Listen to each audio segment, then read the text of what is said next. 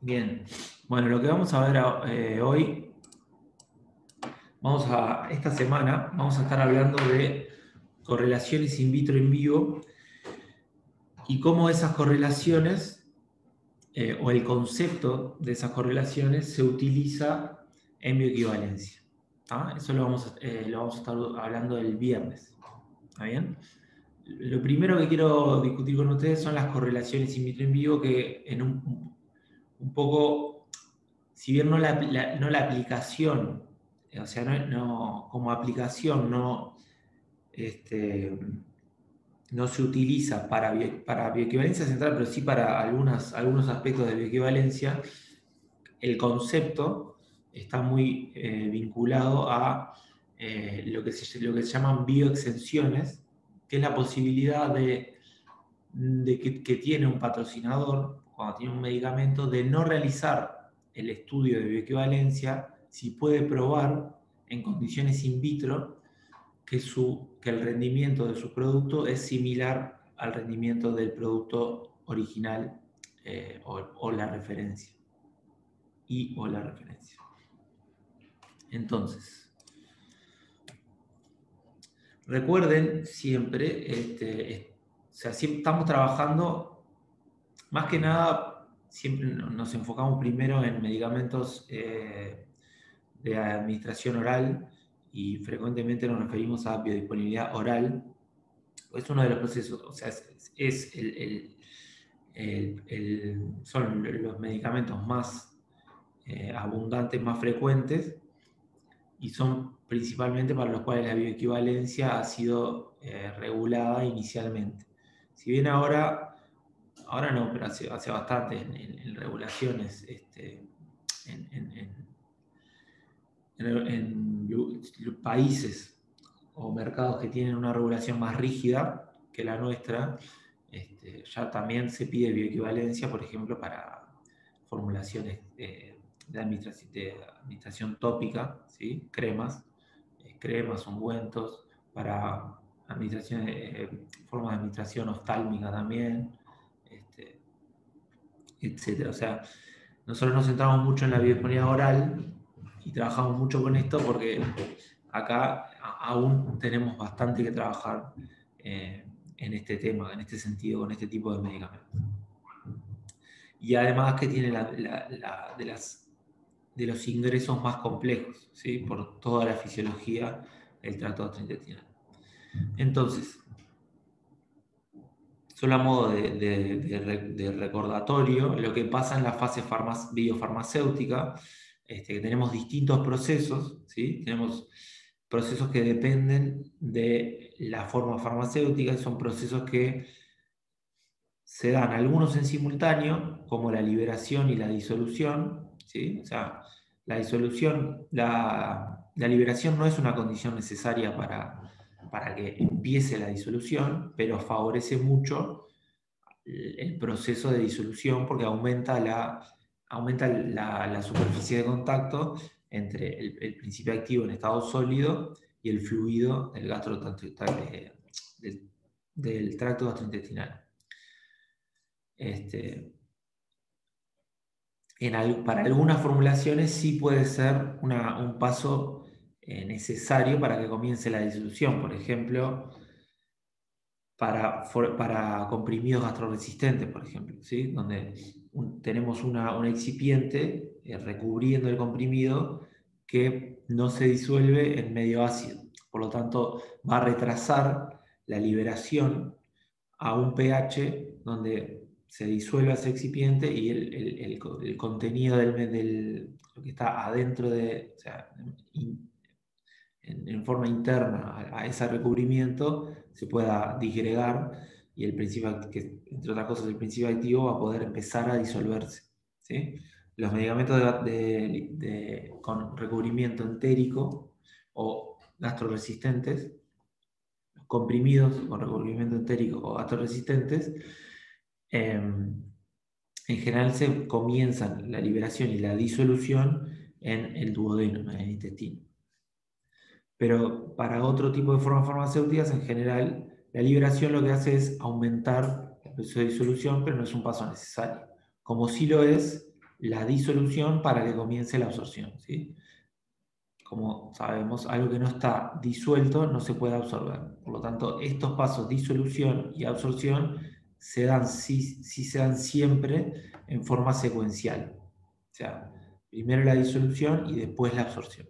Algo que no está disuelto no se puede absorber. Y en el medio, no en el medio, pero para el fármaco disuelto, podemos tener procesos de pérdida de biodisponibilidad por metabolismo presistémico, por degradación, que no está incluido ahí, pero puede ser un factor importante. También puede haber fármaco que se disuelva, pero no en un sitio del tracto gastrointestinal donde la absorción esté favorecida. Por lo tanto, podemos también perder biodisponibilidad por dos cosas: por principio activo disuelto que no se absorba, o también principio activo que nunca llegue a disolverse, ¿sí?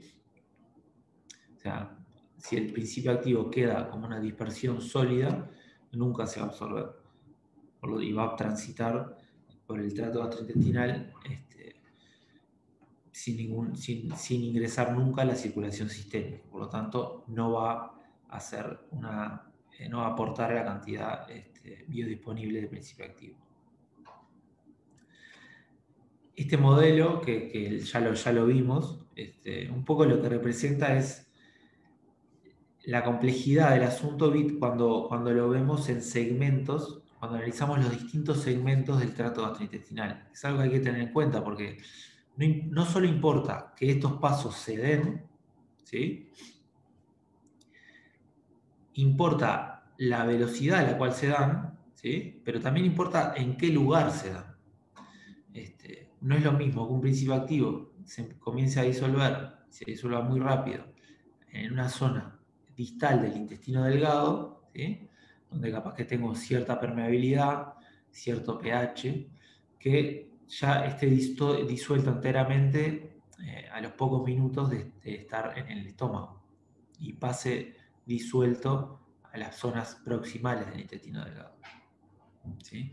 Entonces, la zona donde ocurra la disolución también puede ser un factor importante para regular la absorción. Entonces, no solo la velocidad interesa, sino el dónde. ¿Ah? Eso es muy importante tenerlo en cuenta, porque podemos tener principios activos que, por ejemplo, o principios activos no, medicamentos que tengan un perfil de disolución, ahora vamos a ir a la disolución, pero que logren una disolución similar en ciertas condiciones, cuando la sometemos a las condiciones de un fluido, por ejemplo pH, temperatura, agitación, pero in vivo vemos diferencias porque quizás, por ejemplo, acá puedo tener un pH de 4, entre 4 y 5, ¿sí? Zona del duodeno y del yeyuno ilio. Entonces, tengo un principio activo que se disuelve muy bien a este pH y pruebo dos medicamentos, por ejemplo, un test, una referencia, y tienen un perfil de disolución, o sea, logran una disolución muy buena, ambos, a este pH de 4,5, por ejemplo, ¿sí? Ahora,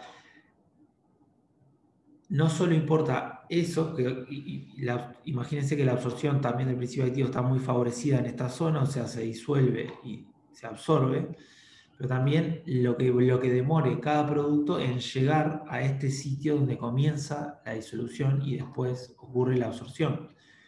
Y eso puede ser diferente entre las dos formas farmacéuticas. ¿Por qué? Porque ahí empieza a jugar, por ejemplo, la liberación. Si tengo un comprimido que se libera más lento, o sea, que se disgrega más lento, puede permanecer más tiempo en el estómago, ¿sí? Si tengo otro comprimido que se disgrega más rápido, disminuye su tamaño de partícula más rápido, va a pasar más rápido al intestino, ¿sí? Entonces, in vivo, aún dos productos teniendo, por ejemplo, logrando una disolución similar en esta zona, pueden tener diferencias porque la llegada a esa zona donde se disuelve bien y luego se absorbe está limitada, por ejemplo, por un proceso de liberación. ¿Sí? Entonces, no importa, o sea, importa, hay que tener en cuenta los distintos aspectos que se dan durante el tránsito de una forma farmacéutica por el tracto gastrointestinal, para tener bien claro qué diferencias pueden existir entre dos productos y cómo evaluar dos productos.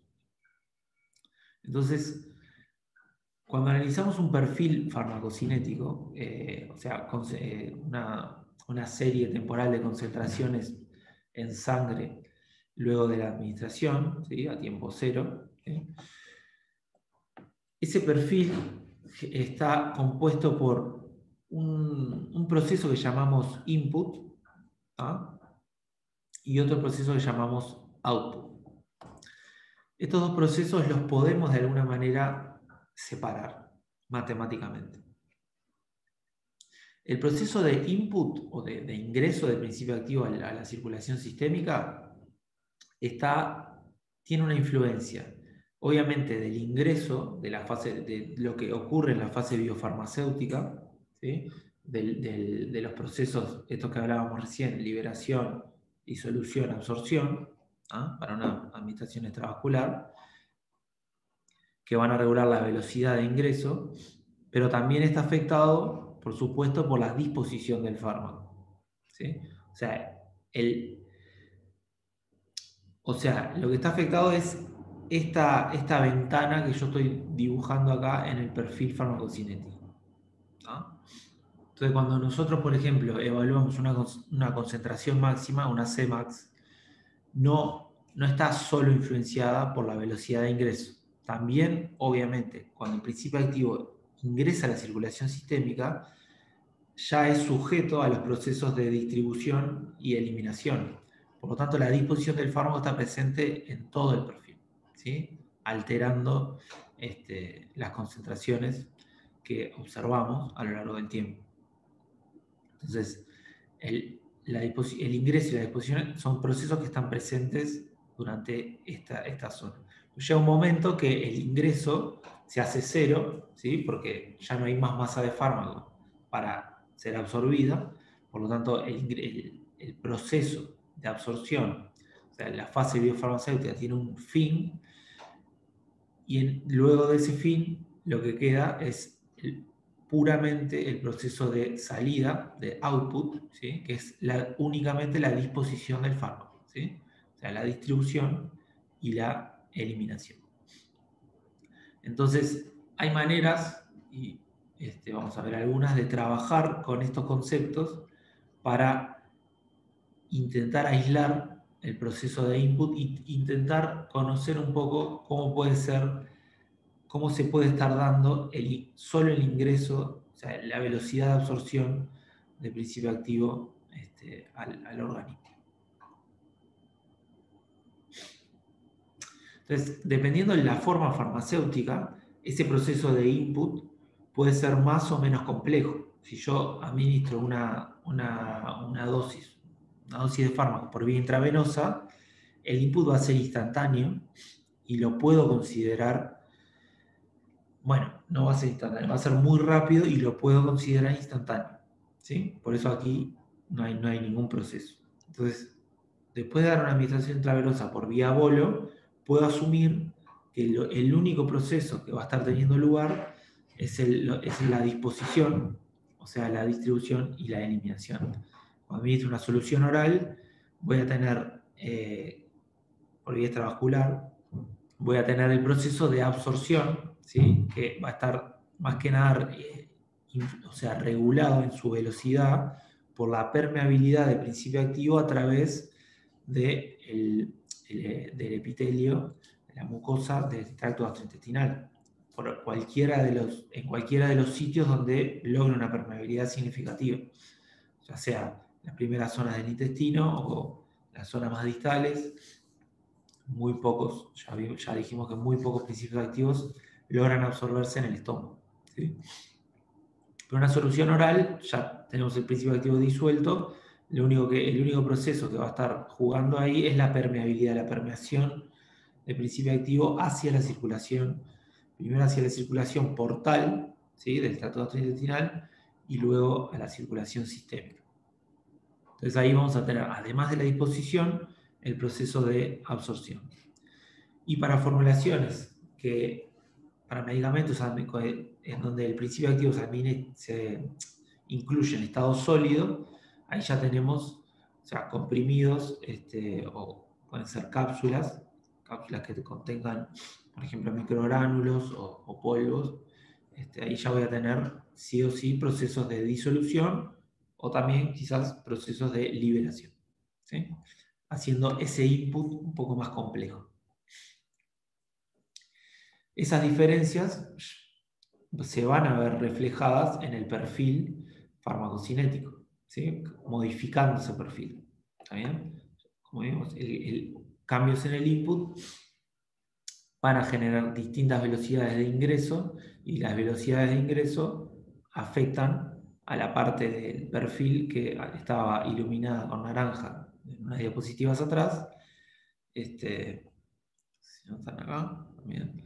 Bueno, si nos fijamos, si esto fuese el mismo paciente o el mismo grupo de individuos, la caída, o sea, el output, que estoy asumiendo acá que se da en forma más lenta, por lo tanto es el proceso que queda luego de que la fase biofarmacéutica terminó, ¿sí?, la caída va a ser igual, la velocidad de salida va a ser igual en los tres perfiles. Pero un cambio en la velocidad de ingreso, que está determinado por una distinta fase biofarmacéutica, me va a alterar mucho el perfil farmacocinético, ¿sí?, porque me va a alterar mucho lo que pasa durante los primeros tiempos postdosis.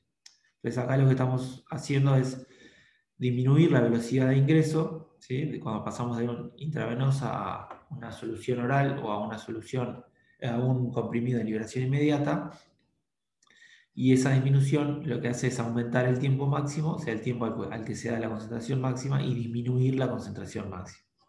Pero esto asumiendo que entre todos en cada uno tenemos el mismo sujeto, o sea, los mismos procesos de clearance, de disposición, de clearance, eliminación y volumen de distribución. Bien, entonces el mensaje hasta ahí es: el input, o sea, el proceso de ingreso tiene mucho peso sobre el perfil farmacocinético, o sea, sobre las concentraciones que observamos a lo largo del tiempo luego de una administración extravascular, ¿sí? Ese impacto puede ser muy grande, ¿sí?, o muy chico, dependiendo del tipo de forma farmacéutica, el tipo de medicamento, el tipo de principio activo. Pero hay algo que podríamos afirmar, y es que si dos productos conteniendo el mismo fármaco tienen el mismo perfil de concentración en el tracto gastrointestinal, van a tener la misma biodisponibilidad. O sea, ya acá no estamos comparando distintas formas farmacéuticas, ¿tá? La comparación hasta ahora de formas farmacéuticas era para mostrar un poco el peso que puede tener la fase biofarmacéutica en el perfil farmacocinético. Pero ahora pensemos que tenemos dos productos que son la misma forma farmacéutica, pero distinta marca comercial, ¿sí? O sea, dos productos multifuente o dos productos similares, ¿sí?, que pueden tener un distinto perfil pueden tener distinto perfil de liberación y de disolución, y por lo tanto de absorción, porque depende en qué zona se va a dar la liberación y la absorción, eso puede condicionar, en qué zona se dé la liberación y la disolución puede condicionar la absorción. O sea, dos productos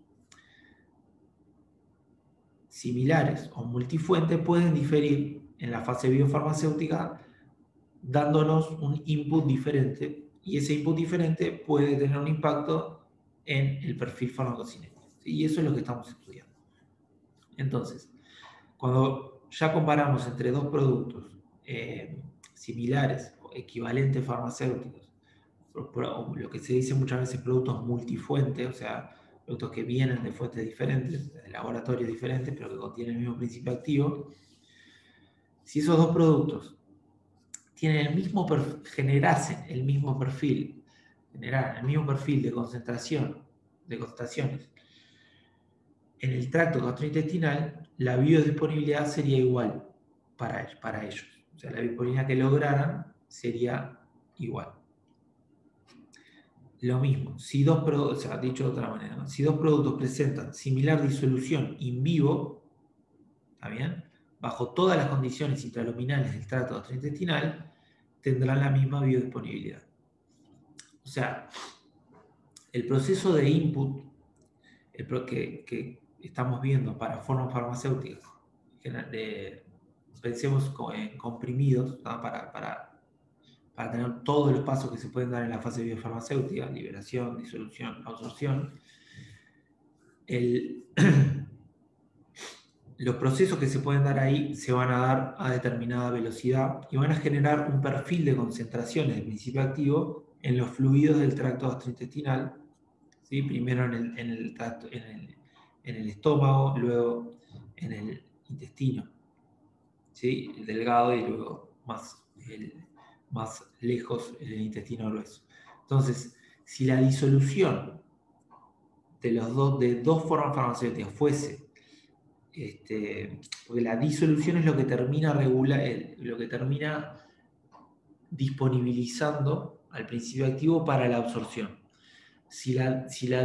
Obviamente la disolución está afectada por la liberación, pero cuando ya nos paramos en la disolución estamos integrando los dos procesos. Entonces, si la disolución se diese de la misma manera para dos productos multifuentes, o sea, dos productos similares, en todas las zonas del tracto gastrointestinal, entonces esos productos tendrían la misma biodisponibilidad. ¿Ah? ¿Por qué? Porque una vez que el principio activo está disuelto, se supone, porque asumimos que los excipientes son inertes, se supone que el efecto de la formulación, el impacto de la forma farmacéutica sobre la biodisponibilidad ya está terminado. O sea, la forma farmacéutica va a regular principalmente los procesos de liberación y el proceso de disolución. ¿Ah? Pero una vez que tenemos el principio activo en una dispersión molecular, o sea, en estado disuelto en el fluido intraluminal, el efecto, o sea, la influencia de la forma farmacéutica ya es nula. Tenemos el principio activo disuelto y solo lo que va, los procesos que quedan para que llegue a la circulación sistémica son procesos de permeabilidad que van a estar influenciados por la naturaleza del principio activo y por el organismo, por las condiciones del organismo, o sea, por el sitio donde esté. Entonces, la forma farmacéutica tiene mucha influencia, mucha más influencia sobre la disolución y sobre en qué lugar se da la disolución.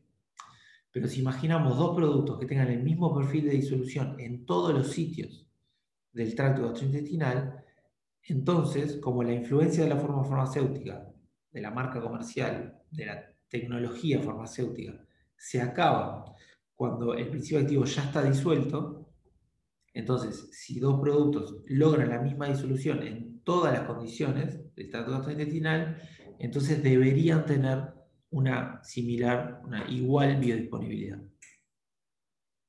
¿Sí? ¿Se entendió eso? Sí. Bien.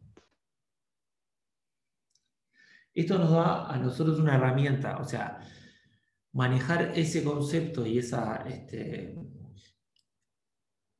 perspectiva nos da una herramienta muy importante que es utilizar ensayos de disolución para comparar el rendimiento de distintas formas, de distintos medicamentos, de productos elaborados por distintos laboratorios.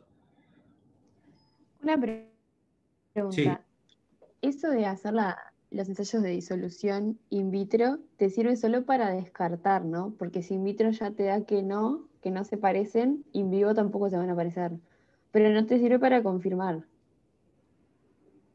Bien. Hay dos preguntas ahí y está muy buena la pregunta. Primero, ¿a vos te serviría para confirmar? si podés generar un ensayo in vitro que simule perfectamente todas las condiciones del tracto gastrointestinal. Y eso es muy difícil de lograr. O sea, a lo que va esta afirmación es que imagínate que podemos medir la velocidad de disolución in vivo, o sea, en el tracto gastrointestinal de dos productos. Si esos dos productos lograran la misma velocidad de disolución, o sea, si tuviesen el mismo perfil de disolución a lo largo del tracto gastrointestinal, o sea, generasen, imagínate, el mismo perfil de concentraciones en fluido gástrico y después en el fluido intraluminal del intestino, entonces necesariamente la biodisponibilidad sería la misma. O sea, no habría diferencias. ¿Tá? El tema es que no siempre vamos a poder, o sea, obviamente no medimos las concentraciones en el tracto gastrointestinal. Y generar ensayos in vitro que se acerquen, que simulen esas condiciones, es un desafío que se lleva adelante. O sea, hay muchos esfuerzos en generar estudios in vitro que simulen de la manera más fiel posible lo que pasa en el tracto gastrointestinal in vivo. ¿No? Pero obviamente siempre hay que simplificar un poco y ese enfoque a veces tiene algunas diferencias y pueden ser diferencias importantes. Entonces, simular realmente condiciones in vivo es difícil. ¿Ah? Entonces, cuando eso nos lleva a que si uno tiene un ensayo in vitro que creemos que simula bastante bien las condiciones in vivo y tenemos un mismo perfil, o sea, obtenemos mismos perfiles de disolución para dos productos similares, esos dos productos aún podrían tener diferencias in vivo si el ensayo in vitro no refleja 100% lo que pasa in vivo, que es lo que podría pasar, eso siempre es una posibilidad. Eso depende de que también esté diseñado o qué tanta información tengamos respecto a la correlación in vitro in vivo, que es de lo que vamos a estar hablando hoy. ¿Ah? Eso por un lado. Por otro lado, a veces lo mismo se cumple en el sentido opuesto a veces. Vemos diferencias in vitro, pero esas diferencias no se, no se reflejan in vivo. Imaginen que tenemos dos productos que se disuelven bien, tenemos un principio activo que se disuelve bien en medio ácido, ¿no? Y tenemos un producto que demora, por ejemplo, 30 minutos, vamos a poner 20 minutos, en disolver 100% del contenido en medio ácido, y otro producto que demora 40 minutos, el doble, en disolver el 100% en medio ácido. ¿Ah? Entonces hacemos un ensayo a un pH simulando el pH gástrico y vemos una diferencia importante, porque hay un producto que a los 20 minutos disuelve el 100% del contenido y otro producto a los 40 minutos. Entonces, ¿ustedes esperarían ver diferencias para esos productos in vivo cuando los administremos a voluntarios y midamos concentraciones en sangre? En realidad no, porque cuando vos medís la concentración en sangre no la haces tipo cada 10 minutos. ¿O sí? Bueno, ponele que la hacemos cada 15. Sacamos cada 15 minutos porque es un fármaco que nos interesa ver qué pasa en ese momento. Hacemos cada 15 minutos. O sea, el diseño de muestreo no es un factor. Y entonces sí vas a tener diferencias. O sea, el que demore más tiempo ¿Sí? va a llegar a una concentración máxima menor. Bien. Está bien. Pero ahí estás asumiendo que esa disolución va a tener un correlato con la absorción, un correlato directo. O sea, ¿qué pasa? Porque esa disolución en medio ácido se va a estar dando en el estómago. Y en el estómago no tengo una absorción significativa. O sea, además de la disolución, en ese punto, tengo que considerar la velocidad de tránsito, de pasaje del estómago al intestino. ¿Sí? Entonces, perfectamente puedo tener individuos para los cuales la velocidad de tránsito desde el estómago al duodeno, que es donde se empieza a absorber, o sea, el tiempo medio sea mayor que 20 minutos. O sea, por ejemplo, 40 minutos o una hora, que demore el pasaje del contenido gástrico a el intestino. Entonces, si ese paso es más lento que la disolución, entonces podría borrarme de alguna manera, eliminarme las diferencias que tienen los dos productos en la disolución en el estómago. ¿Se entiende? Sí. Entonces, podés tener una absorción similar, porque la absorción ocurre en el intestino delgado y la velocidad de llegada al intestino delgado no solo está afectada por la disolución en el estómago, sino por la velocidad de tránsito del estómago al intestino. Entonces, si la velocidad del estómago al intestino es rápida, ¿sí? Imagínense que, bueno, que por ejemplo administramos un medicamento en ayunas por vía oral y, por ejemplo, en hombres que tienen una velocidad, un pasaje de estómago a intestino que es muy rápido, que es menor que en mujeres, quizás esas diferencias de tiempo entre las formulaciones, el tiempo que logran el 100% de la cantidad disuelta en medio ácido, se reflejen en el perfil de concentraciones en sangre a lo largo del tiempo. Pero si, por ejemplo, administramos los mismos comprimidos, hacemos la misma comparación tras administrar una comida, eso ya enlentece la velocidad de pasaje, esas diferencias podrían no verse en vivo. O si tenemos algunos individuos con velocidad de pasaje de estómago al intestino más lenta. ¿Sí? O sea, hay diferencias in vitro que podrían borrarse in vivo. Me queda una duda, porque Dale. estás comparando entre dos personas diferentes, Estoy ¿no? comparando la capacidad de personas diferentes para encontrar o no diferencias que pueden existir entre entre dos medicamentos. Pero para una misma persona, o sea, el tránsito va a ser igual. Y si tengo diferencias, o sea, voy a tener las diferencias con uno y con el otro formulación. No sé si me expliqué lo que me queda duda. Para una misma persona, Sí. lo que yo te digo es que hay que, eh, que la fisiología del tracto gastrointestinal puede, o sea, vos podés tener una fisiología del tracto gastrointestinal que sea más sensible a detectar diferencias entre medicamentos y otras fisiologías que sean menos sensibles. Entonces, las diferencias entre marcas comerciales que pueden existir para la disolución, en algunos individuos se pueden observar más fácilmente y en otros no. ¿Me explico? Bien. Sí, No solo individuos, sino las condiciones de administración. Estas cosas claro. igual las vamos a seguir discutiendo, pero son dos cosas. Primero, y lo que dice acá, en esta diapositiva, es que si el perfil de disolución in vivo fuese igual para los dos medicamentos, ¿ah? En cualquier condición, o sea, en las distintas zonas del trato gastrointestinal, entonces esos productos no van a tener diferencias en biodisponibilidad. ¿Sí? Y ese es el punto 1. ¿Ah?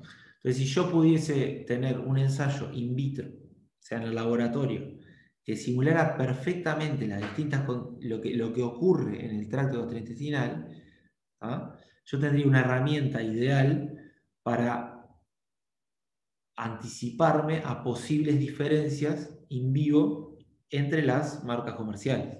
Porque esperaría, o sea, diría, bueno, si tienen el mismo perfil de disolución si logra el mismo perfil de disolución en este experimento que simula perfectamente lo que está pasando en el trato gastrointestinal de una persona, entonces, ¿para qué voy a hacer un ensayo, un estudio clínico? ¿Para qué voy a hacer un ensayo clínico? ¿Sí? Entonces, me quedo con la información que me da este ensayo, este experimento in vitro, que no usa voluntarios, va a ser más económico, ¿sí? Y no hago el ensayo de bioequivalencia. ¿Está bien?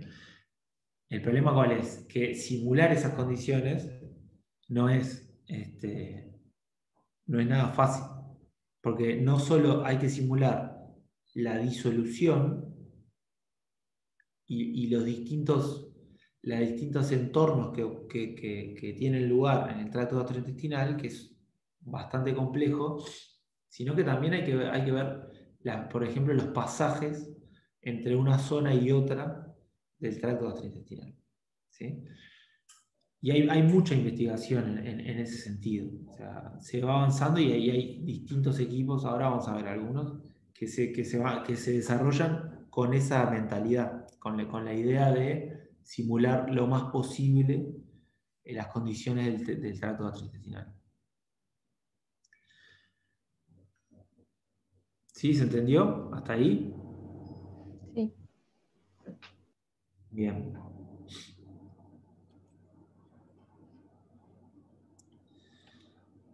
Entonces,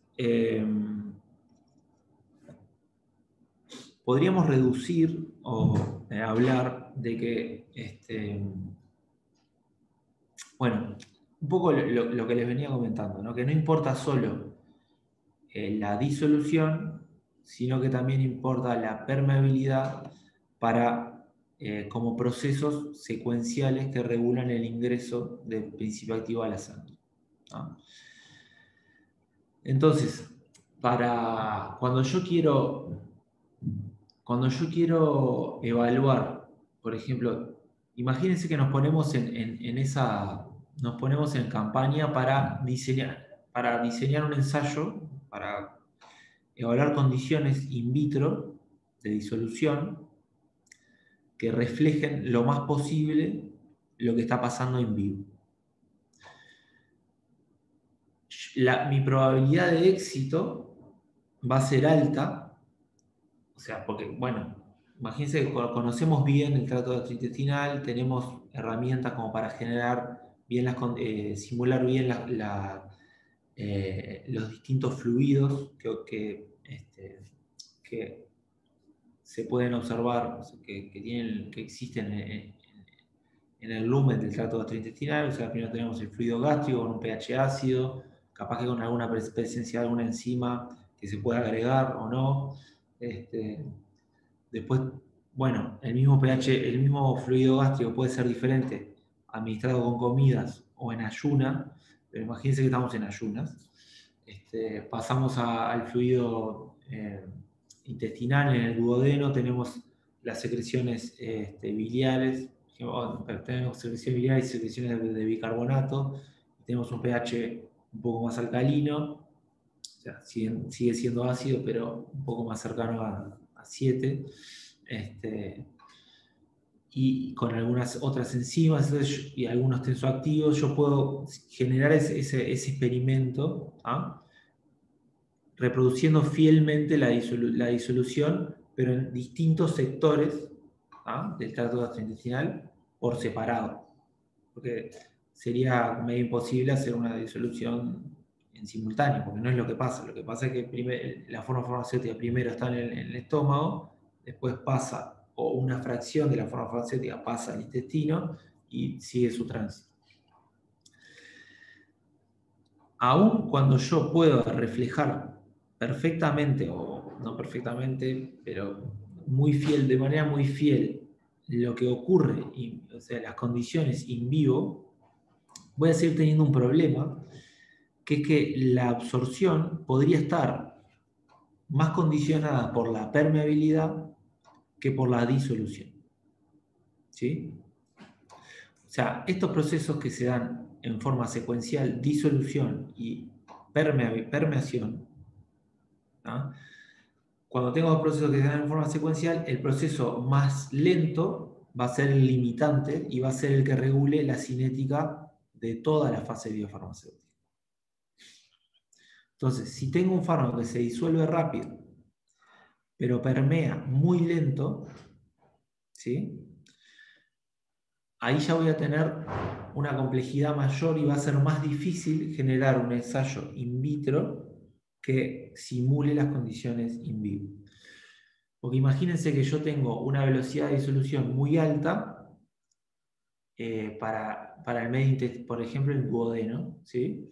Entonces se disuelve rápido, pero la permeabilidad, o sea, la capacidad del principio activo para atravesar la mucosa del intestino delgado, el epitelio, entrar a los enterocitos y llegar a la circulación portal, ese pasaje es bastante lento y errático podría ser, porque por metabolismo presistémico, por el transporte de flujo, quizás requiriendo transporte activo, ¿no? Entonces la permeación puede ser un proceso bastante más complejo que haga que, por más que tenga disuelto el principio activo, ¿sí?, totalmente en esa zona, la permeabilidad, la capacidad de absorberse sea muy lenta, ¿sí? Entonces ahí entra a jugar qué tanto tiempo está el principio activo en esa ventana donde puede permear. Porque quizás, o sea, porque ahí empieza a competir el tránsito intestinal, o sea, longitudinal, pasando la forma farmacéutica, perdón, pasando el principio activo ya disuelto a zonas más distales del intestino, ¿sí?, donde la permeabilidad puede estar aún más enlentecida. Entonces, cuando ocurre esto, hablamos que gobierna la permeabilidad, ¿sí? Entonces, en esas condiciones se vuelve bastante más difícil, y a veces es imposible, generar un ensayo in vitro de disolución que refleje fielmente lo que está pasando en la fase biofarmacéutica hasta el ingreso del principio activo a la circulación sanguínea. Porque este proceso de permeabilidad, de permeación, no lo estamos considerando si hacemos solo un ensayo de disolución. ¿Ah? En la otra situación, cuando la permeabilidad es buena, o sea, cuando el principio activo está disuelto, se absorbe sin ningún tipo de problema y se absorbe rápido, va a ocurrir lo contrario. Todo el proceso va a estar regulado por la disolución, por la velocidad de disolución. O sea, podemos decir que gobierna la solubilidad del principio activo en los distintos fluidos del tracto gastrointestinal. Y cuando gobierna la solubilidad, es bastante más sencillo generar experimentos in vitro que puedan reflejar de manera más fiel, se puedan correlacionar mejor con la cinética de lo que ocurre del proceso de input, que resulta de los distintos procesos que tienen lugar en la fase biofarmacéutica. ¿Está bien? Entonces hay que tener esas cosas en cuenta. Por esto yo les decía que a veces un ensayo in vitro puede tener buena correlación, por más bueno que sea, puede tener buena, o sea, por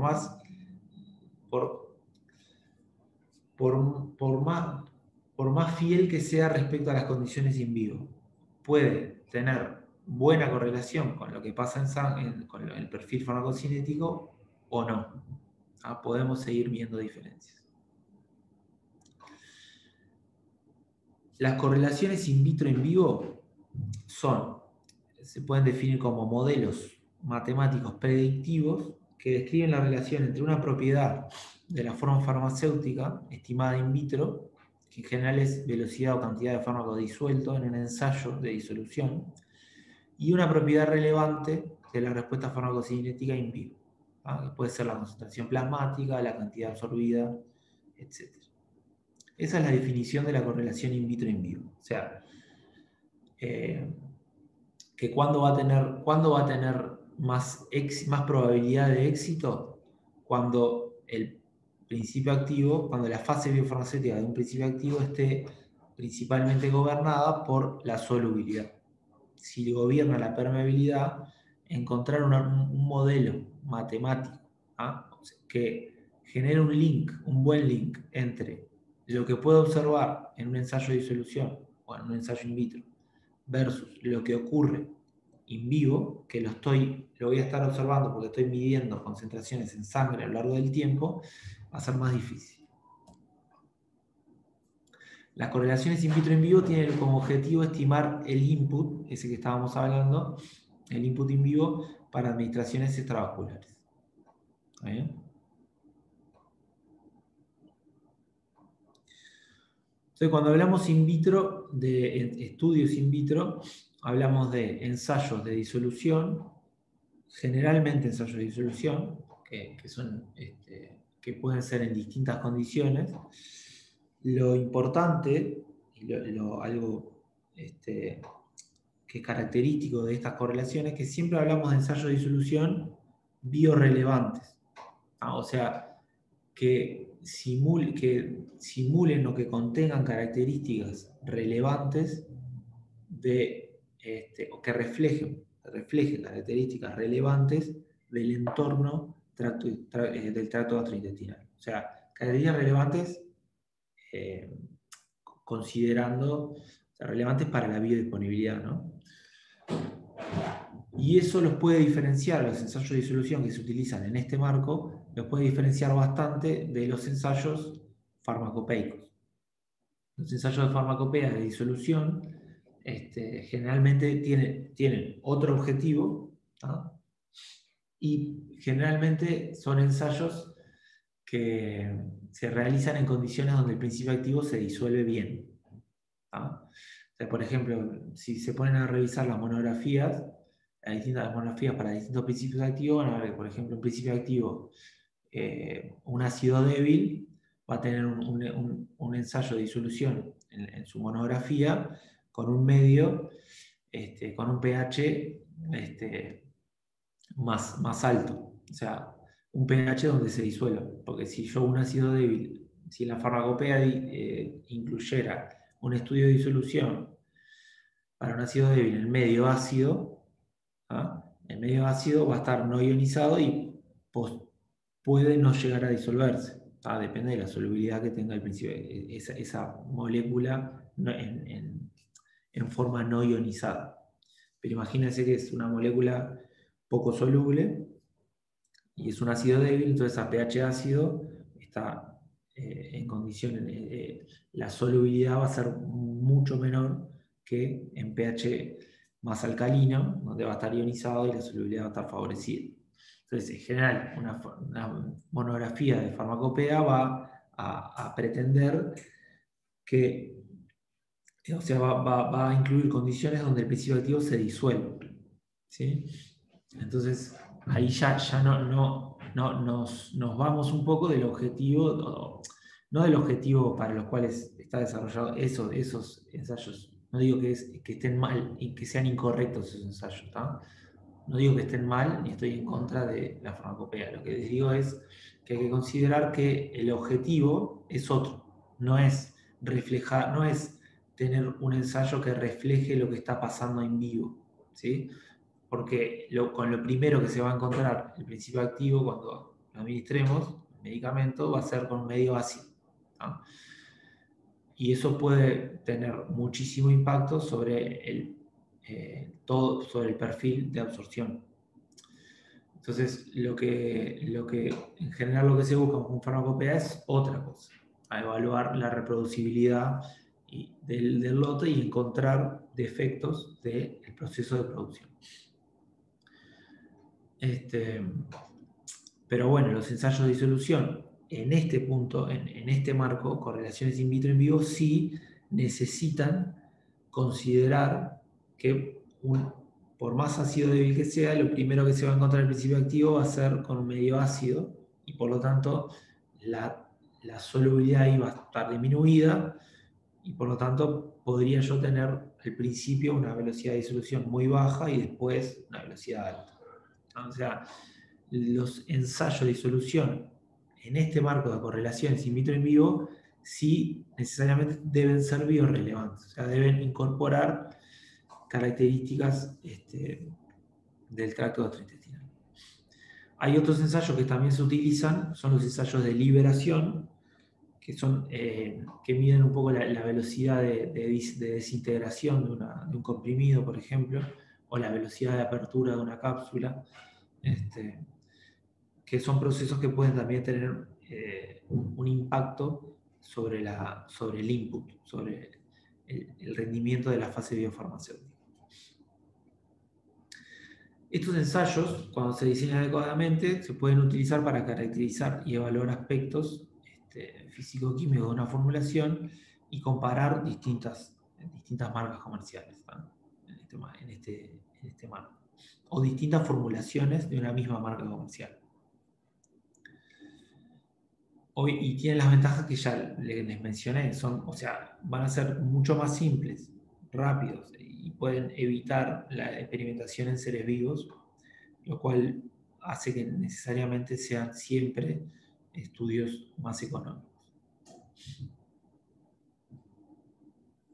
Bien, en un ensayo de disolución, lo que estamos midiendo, esto es un repaso de lo que en general se ve en control de calidad.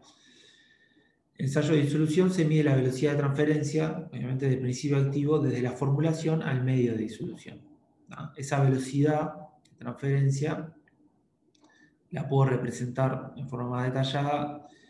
O sea, tengo que tener en cuenta qué factores tienen un efecto, una influencia sobre esa velocidad, ¿sí? Como por ejemplo el coeficiente de difusión, que va a depender de la solubilidad del principio activo y obviamente de las condiciones del medio de disolución. Y estas condiciones pueden estar alteradas, por ejemplo, por la temperatura, ¿sí? O por el pH, ¿sí? El espesor de la capa de difusión, ¿sí? O sea, hay una capa de difusión que rodea al principio activo en forma sólida, ¿sí? A la dispersión sólida. A las partículas sólidas las rodea una capa inmediata de fluido, que es donde comienza a ocurrir la disolución, una capa de difusión, y esa capa va a tener un determinado espesor. Vean que si esa capa tiene un espesor mayor, o sea, el espesor de esa capa es inversamente proporcional a la velocidad de disolución, ¿sí? Cuanto mayor sea el espesor, más lenta va a ser la transferencia del principio activo desde la forma sólida hasta el medio acuoso. Luego tenemos el área, y cómo, por ejemplo, alteramos esta capa de difusión agitando, ¿sí? Con la velocidad de agitación en un ensayo de disolución, en un aparato de disolución, por ejemplo, ¿sí? Y en vivo eso se altera, por ejemplo, con la motilidad, ¿sí? Entonces, si tengo mayor velocidad de agitación o mayor motilidad, puedo contribuir a que la capa de difusión sea más estrecha, ¿sí? A que este valor sea menor. Por lo tanto, a que la velocidad de disolución sea mayor. Luego tengo el área específica de contacto sólido-líquido, ¿sí? el área específica de contacto, que obviamente va a tener un impacto directamente proporcional. Mientras más contacto tengo sólido-líquido, mayor va a ser la velocidad de disolución, y esto obviamente está influenciado para un comprimido, está influenciado por la liberación, por la capacidad de disgregarse de ese comprimido. Entonces, la disgregación disminuye el tamaño de partícula. Al disminuir el tamaño de partícula tenemos mayor área de contacto sólido-líquido y por lo tanto aumentamos la velocidad de disolución.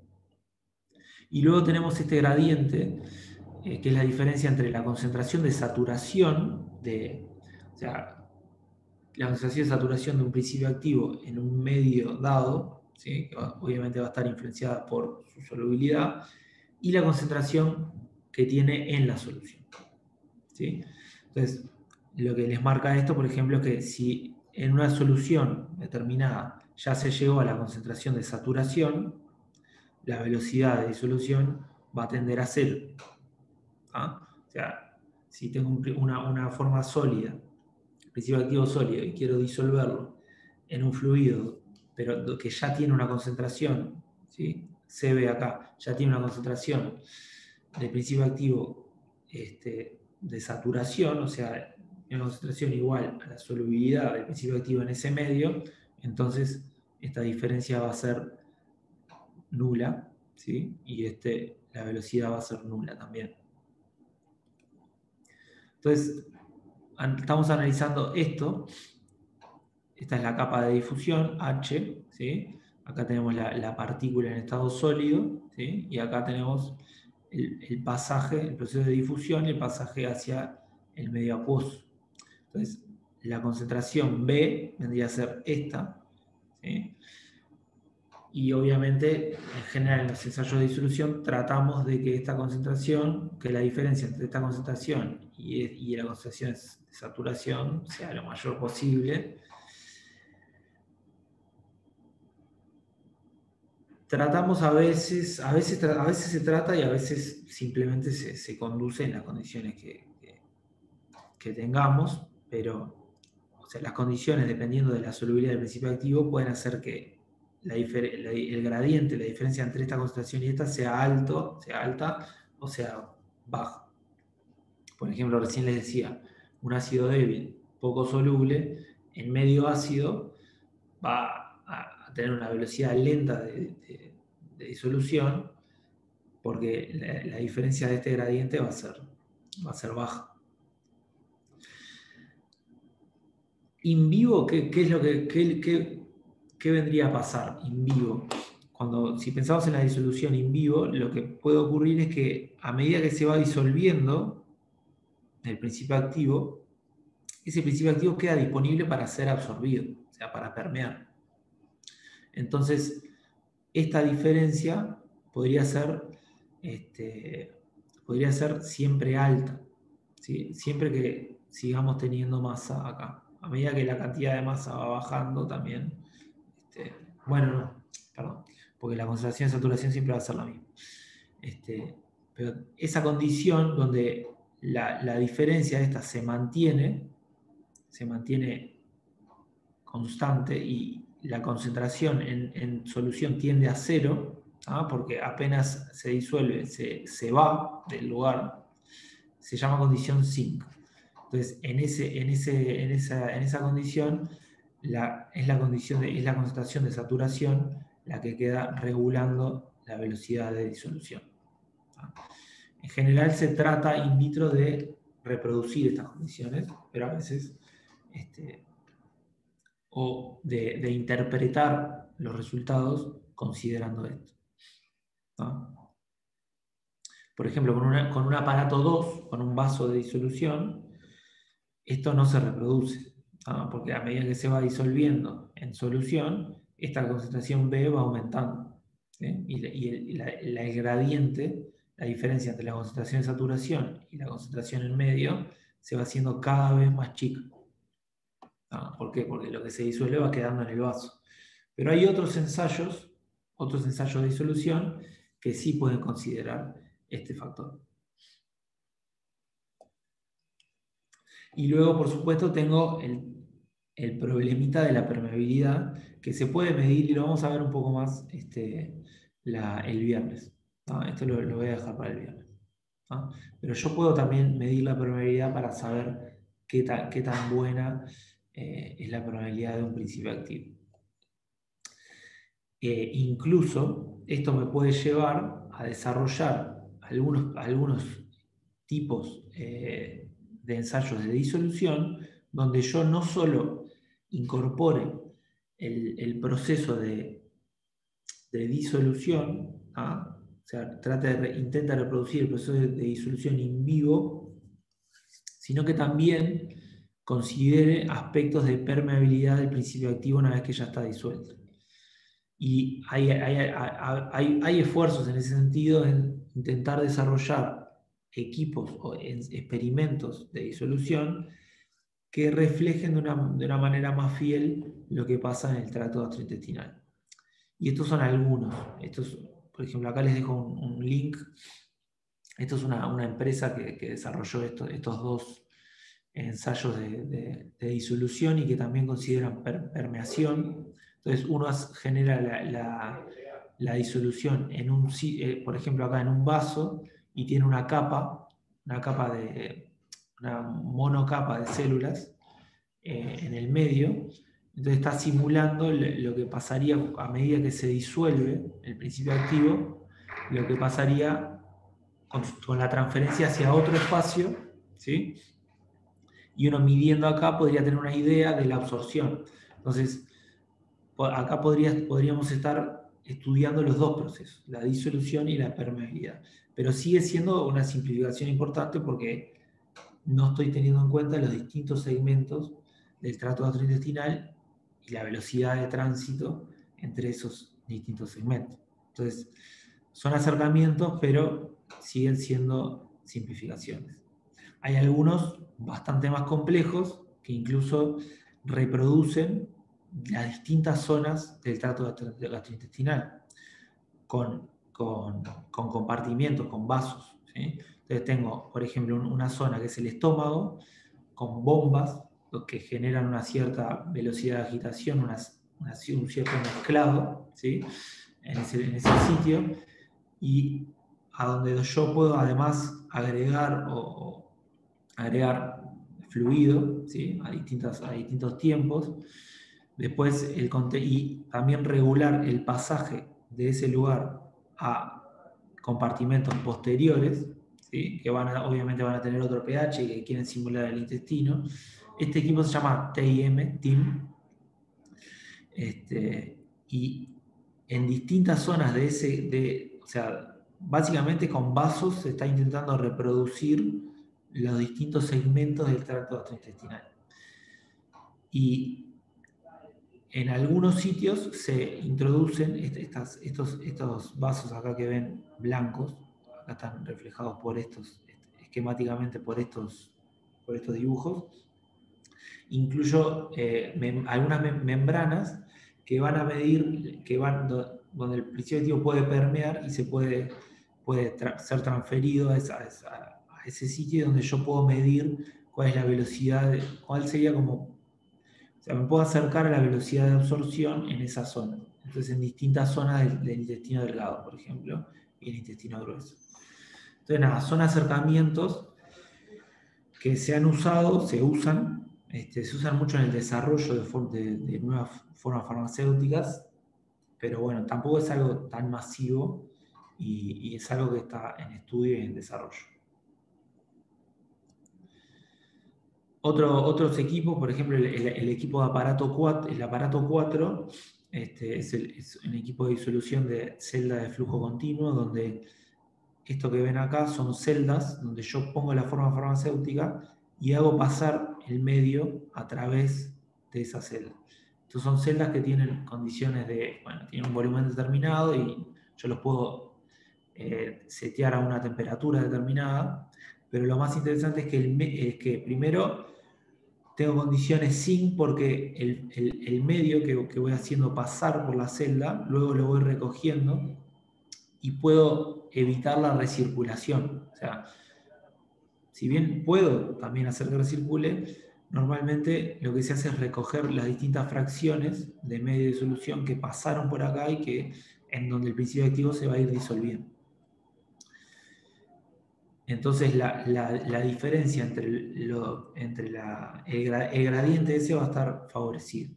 Concentración de saturación, concentración en solución. Pero además puedo ir cambiando no solo la composición del medio, o sea, puedo pasar de un medio, puedo someter a una formulación primero a medio ácido y después cambiar el medio y pasar a un medio un poco más alcalino. También puedo cambiar la velocidad del flujo, por ejemplo, ¿sí? Simulando un poco distintas condiciones de motilidad o de agitación. Entonces, este aparato también se utiliza mucho en buscar condiciones in vitro que puedan ser biorelevantes. Eso es lo que estamos viendo acá. Condiciones in vitro que puedan reflejar de manera más fiel lo que pasa en vivo. ¿Y por qué? Porque los resultados de los perfiles de disolución que yo obtengo en esos medios podrían tener una buena correlación con el input que yo luego estoy midiendo in vivo. Bien, nada, este es el típico aparato 2, que también se usa muchísimo, pero en general cambiando las condiciones de los medios de disolución respecto a lo que está a lo que viene en las monografías de farmacopea. Entonces, la biorrelevancia, el objetivo es simular condiciones críticas de los fluidos luminales del tracto gastrointestinal, donde los aspectos claves van a ser el pH, la capacidad de amortiguación, porque un principio activo además puede cambiar el pH del medio de disolución. Entonces, a veces hay que jugar un poco con la capacidad de amortiguación que tiene el medio.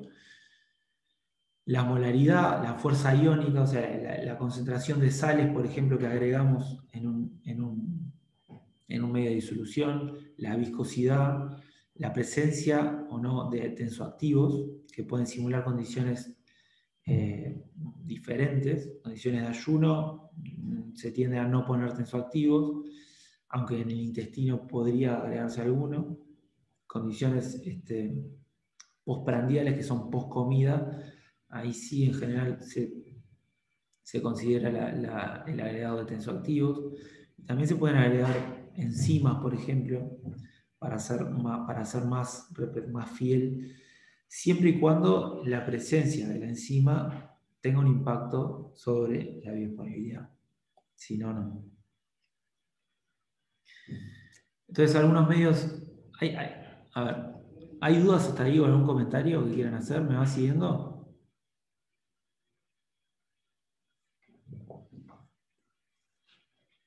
Ya estamos por cortar. Sí, pero no, nada, está bien. Bien. Bueno, algunos medios de disolución comunes, o sea, más utilizados. Por ejemplo, la propia USP, la farmacopea, incluye, no en las monografías de los principios activos, por lo menos no es lo común, pero sí incluye, por ejemplo, un fluido gástrico simulado. O sea, cuando uno va a los medios de disolución que se pueden utilizar, o, bueno, sí, los medios de disolución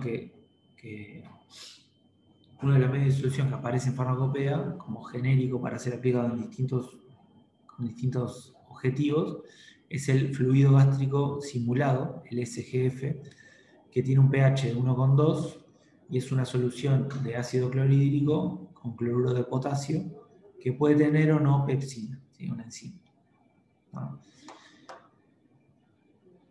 Después, o sea, hay distintos medios y algo importante es que en las correlaciones, como ya vieron recién los distintos tipos de aparatos que pueden haber, también en las condiciones que le damos al medio de disolución, puede haber variantes totalmente, o sea, infinitas, ¿sí? Uno puede utilizar cualquier variante con el objetivo de generar una condición in vitro que se acerque a lo que esté ocurriendo en vivo, o que refleje lo que esté ocurriendo en vivo, ¿no?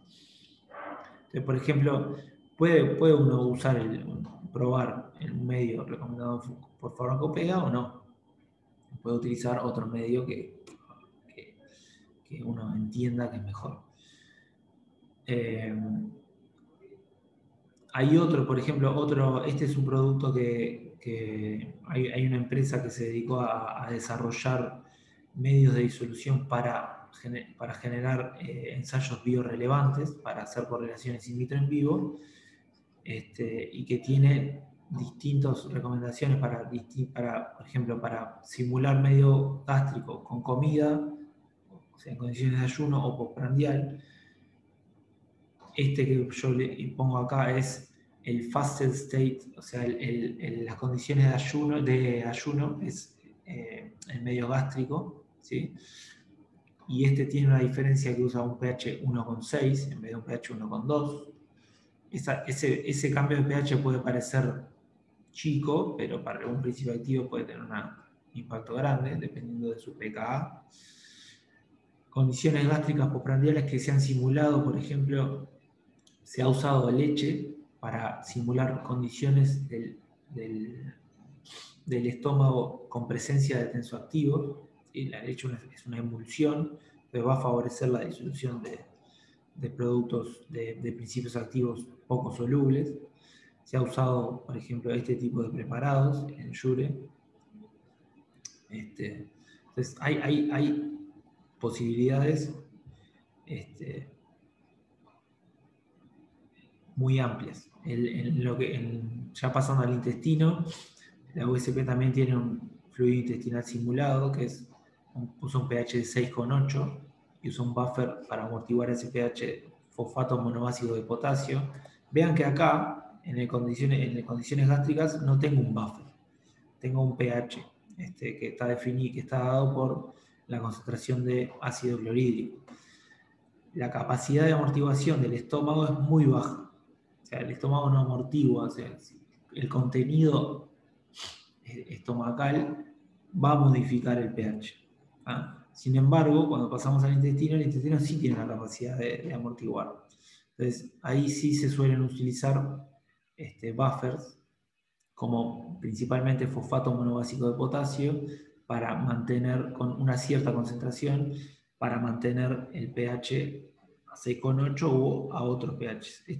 Estos dos también creo que usan el mismo buffer, pero nada, los pH van cambiando. Entonces, el modelo experimental, en lo que estamos buscando, que es generar condiciones que tengan buenas condiciones in vitro que reflejen lo que está pasando en vivo, se puede simplificar más o menos dependiendo de la influencia de los procesos de disolución, permeación y tránsito. O sea, si la permeabilidad tiene un impacto importante, probablemente un ensayo en aparato 2 no nos sirva mucho, no veamos una buena correlación con lo que está pasando en vivo. Pero quizás el aparato que le mostré, el TIM 1, pueda lograr aún en esas condiciones una buena correlación, porque no solo incluye la disolución en distintas zonas y secuencial en distintas zonas del tracto gastrointestinal, y además incluye membranas, ¿sí? O sea, compartimentos que tienen membranas donde se está intentando simular también la permeabilidad del principio activo en distintas zonas, distintos sectores del tracto gastrointestinal. Entonces, la complejidad puede aumentar o reducirse dependiendo de lo que sepamos de por qué proceso está más influenciada la fase biofarmacéutica de un principio activo. Siempre el objetivo, obviamente, va a ser encontrar el modelo más simple posible, porque a medida que si yo lo hago las cosas más complejas, nada, son más difíciles, la correlación, o sea, puedo favorecer la correlación, voy a desfavorecer la reproducibilidad del ensayo, etc. Y además va a ser más costoso y más complicado y va a llevar más tiempo. Entonces, lo ideal es siempre encontrar algo más simple. A veces se puede, a veces no. Bien, entonces lo que vamos a ver el viernes, vamos a hablar de correlaciones in vitro en vivo, o sea, vamos a seguir con este set de diapositivas y vamos a ver cómo se puede aplicar ese concepto en bioequivalencia. ¿No? Lo que vamos a estar correlacionando in vitro es un cierto perfil. O sea, nuestro dato in vitro va a ser un perfil de disolución, un perfil de concentración en medio de disolución a lo largo del tiempo, ¿sí? Que generalmente se reporta como porcentaje disuelto, o sea, cantidad disuelta respecto a la dosis nominal, ¿sí? Y esto es lo que vamos a intentar procesar matemáticamente para generar modelos que puedan predecir lo que va a pasar in vivo, ¿no? Y esto lo vamos a ver entonces el viernes empezando y vamos a llegar hasta bioexenciones, que es un poco la aplicación del concepto en bioequivalencia. Bien, ¿alguna duda? No, por ahora no. Bien.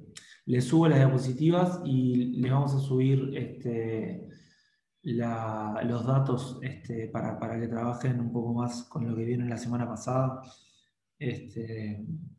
con el procesamiento de la nova de concentraciones máximas de ese estudio. Después podrían subir también algún ejercicio como para practicarnos a mano, porque tipo, me Vale. parece que es lo mismo el Excel que a mano. Y Sí. tampoco me quiero poner a hacer a mano esos 14 sujetos del otro día porque me pone No, bien.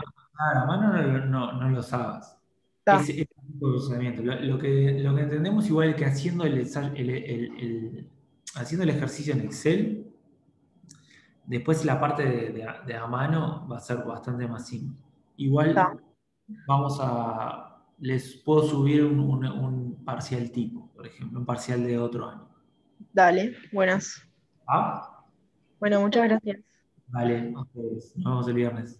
Chao. ¿Se sabe más o menos cuándo sería el parcial? Bien, el parcial. La fecha del. Voy a